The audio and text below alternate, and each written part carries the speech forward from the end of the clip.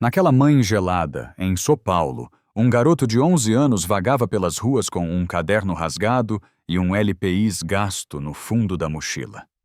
O nome dele era Joe Miguel, mas todos o chamavam apenas de Joe. Suas roupas estavam sujas e pudas, os PS descalos, marcados pelo asfalto. Apesar da aparência frágil, havia algo nos olhos escuros que chamava ateno. Ele enxergava o mundo em números. Cada rachadura no chão, cada fio de eletricidade no alto, cada roda de nibus girando se transformava em fórmulas dentro da sua cabeça. Ao se aproximar de um imponente prédio de vidro, Joe encostou o rosto na porta. Ele dentro homens de terno discutiam em tom espero. Curioso entrou escondido e seguiu o som das vozes até uma sala ampla. O ambiente estava tomado pelo desespero. Engenheiros e investidores brigavam em torno de cieliculos que simplesmente não fechavam. No centro, o empresário Ricardo Almeida enterrava a cabeça nas mãos. Se não resolvessem o problema do novo avião, até aquele dia, perderiam tudo. Foi então que Joe, sem perceber, atravessou a porta. Sua voz saiu baixa, mas firme. Eu posso consertar. Todos riram.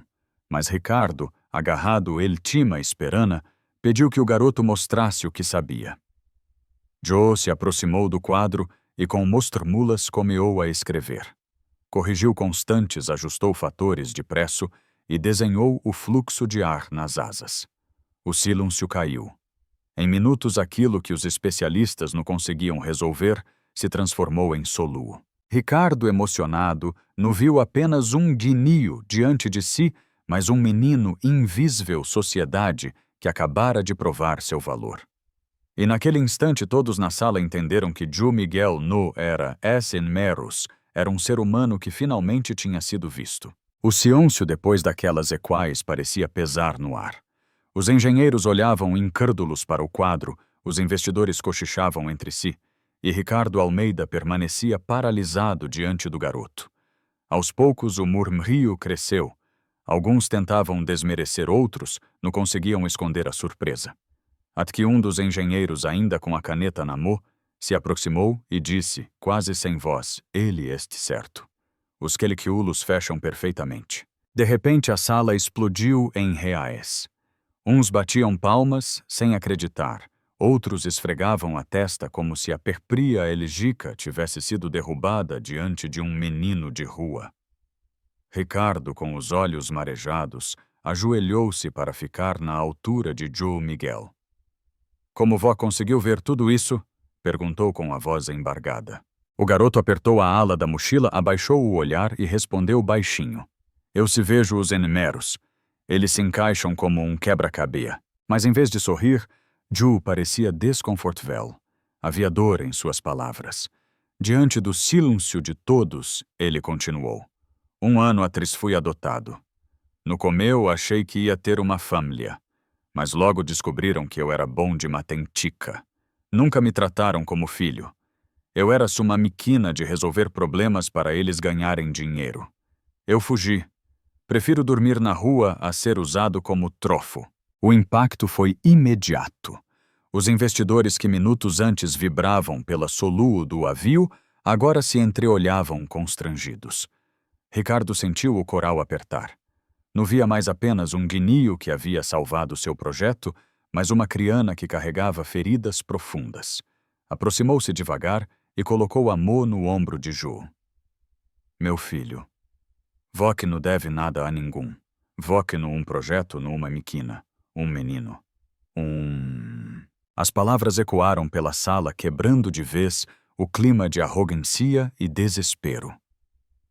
Naquele instante, Joe Miguel deixou de ser apenas o garoto de rua que resolveu o impossível. Ele passou a ser reconhecido pela primeira vez como o que realmente era um ser humano frágil, talentoso e digno de respeito. O clima na sala mudou de forma quase palpável. Os investidores, antes arrogantes e impacientes, agora estavam inquietos, mexendo nas pastas e desviando os olhos como se quisessem fugir da pérripria consciência. O engenheiro mais velho limpou a garganta tentando quebrar o silêncio constrangedor. Esse menino. Ele nu apenas corrigiu nossos erros. Ele enxergou o que ninguém aqui conseguiu. João Miguel permanecia calado, abraando a mochila gasta contra o peito. Apesar dos olhares de admiral, seu corpo denunciava tenso, como se estivesse pronto para sair correndo a qualquer momento. Foi ento que Ricardo Almeida se levantou, respirou fundo e declarou: "O projeto este salvo. Mas o que importa agora no o avio, e sim esse garoto." Todos se voltaram para ele surpresos. Ricardo se aproximou de Ju e, com cuidado, estendeu a mão. "Vok, não vai ser usado nunca mais. Se depender de mim, vai ter uma cama comida quente e algum que se importa de verdade com você." Joe ergueu os olhos hesitante. Pela primeira vez em muito tempo viu em um adulto no o brilho ganancioso, mas a sinceridade de algum que enxergava a alma de sua genialidade. Os investidores, antes vidos por resultados, abaixaram a cabeça em silêncio. Alguns bateram palmas timidamente pela fórmula, mas pela coragem do menino. Um dos engenheiros, visivelmente emocionado, disse: "Esse garoto não apenas um gênio. Um milagre que cruzou nosso caminho." Mas Ju balanou a cabeça. "Eu não sou milagre. Quero que algum me veja como pessoa." As palavras dele cortaram fundo. Ricardo engoliu em seco, sentindo uma responsabilidade nova crescer dentro de si. "Ento isso que vai acontecer", respondeu firme. "A partir de hoje, você vai ser visto respeitado e amado." E naquele momento, em meio a contratos milhões, formulas complexas e egos despedaçados, a maior conquista não foi salvar o avio.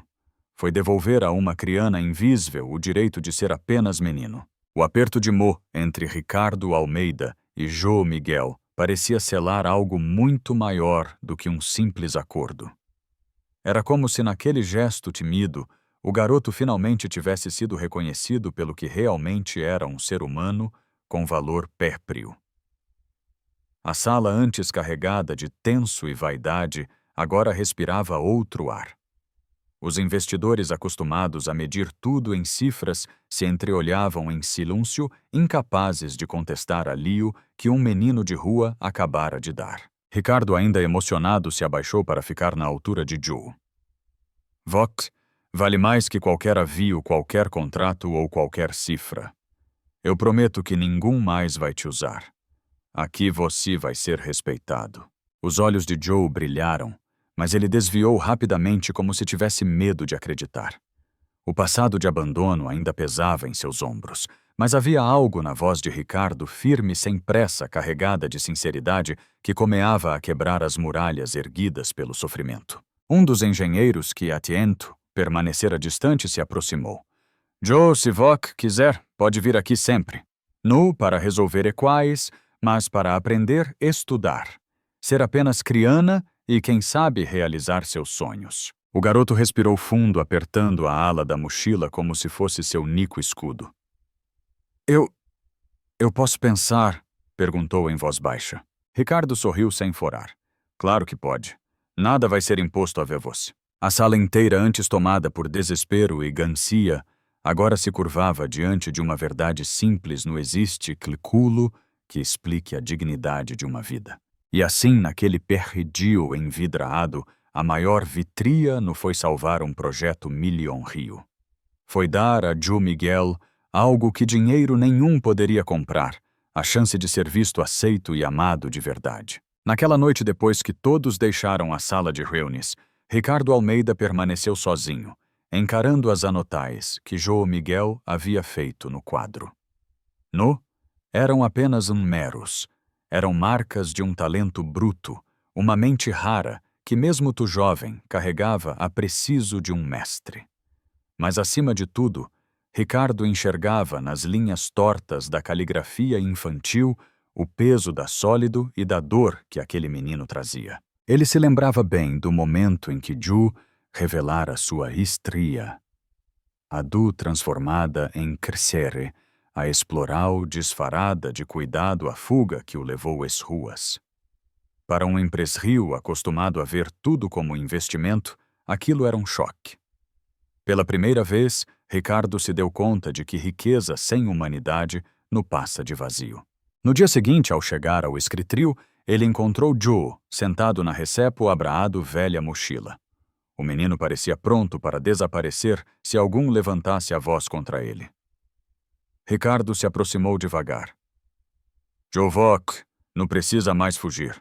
Aqui ninguém vai te obrigar a nada. Hoje quero apenas que você coma bem e descanse. O garoto hesitou, mas a fome falou mais alto.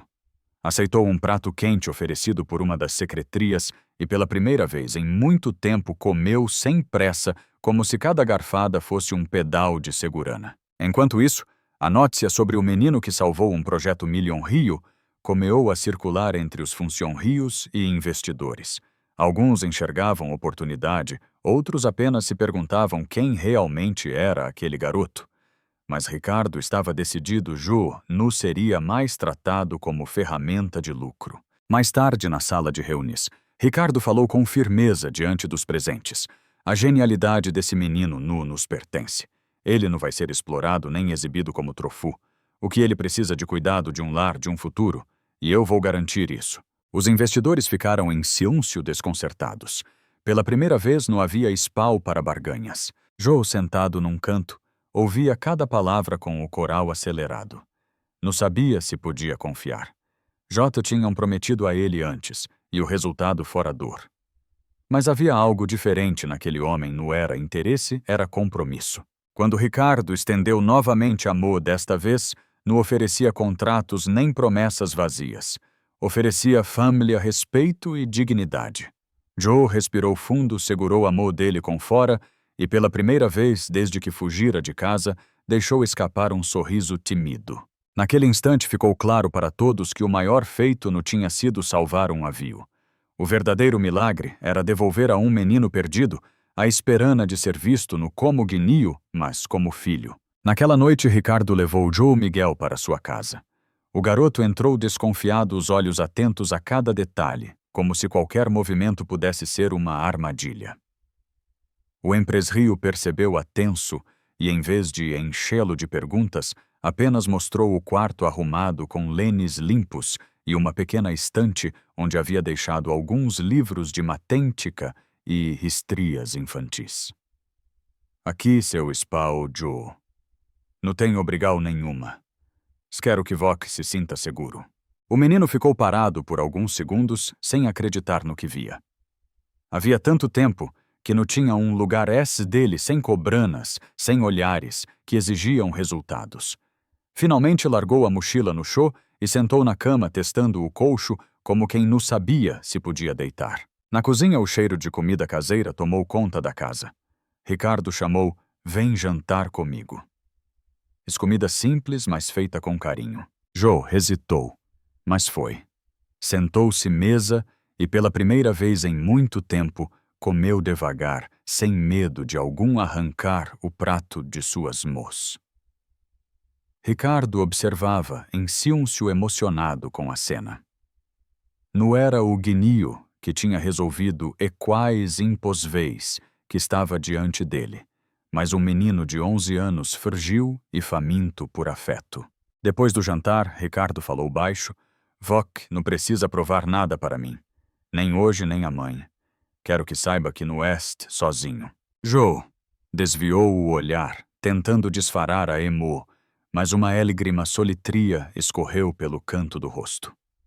Pela primeira vez, desde que fugira, ele sentiu que talvez pudesse enfim confiar em algum. E naquela noite, ao adormecer em uma cama de verdade, Joe descobriu que o maior concerto não estava nos seieliqueulos do avio, mas dentro dele mesmo, a esperança de que ainda podia ser amado simplesmente por ser quem era. Na manhã seguinte, Joe Miguel acordou sem o frio do chão das ruas. O sol atravessava a janela, iluminando o quarto simples mas acolhedor que agora era dele. Ainda desconfiado, olhou ao redor como se tudo pudesse desaparecer de repente. Mas não desapareceu.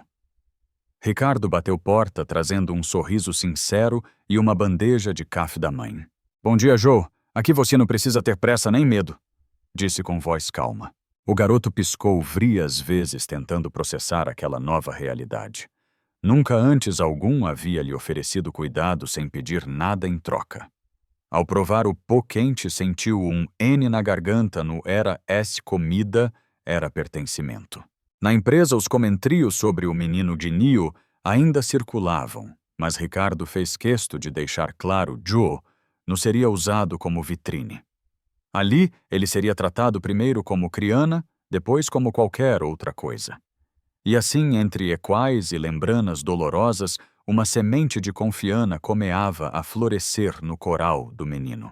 Muitas vezes o maior milagre no Oeste, em grandes conquistas ou formulas brilhantes, mas no simples ato de enxergar o outro como ser humano. Todos precisamos ser reconhecidos no pelo que fazemos, mas pelo que somos. Ivok já pensou em quantas pessoas ao seu redor estou esperando apenas ser vistas de verdade. Compartilhe sua opinião nos comentários, queremos ouvir sua história também. E no Isqueia, inscreva-se no canal e ative o sininho para continuar acompanhando histórias inspiradoras como essa.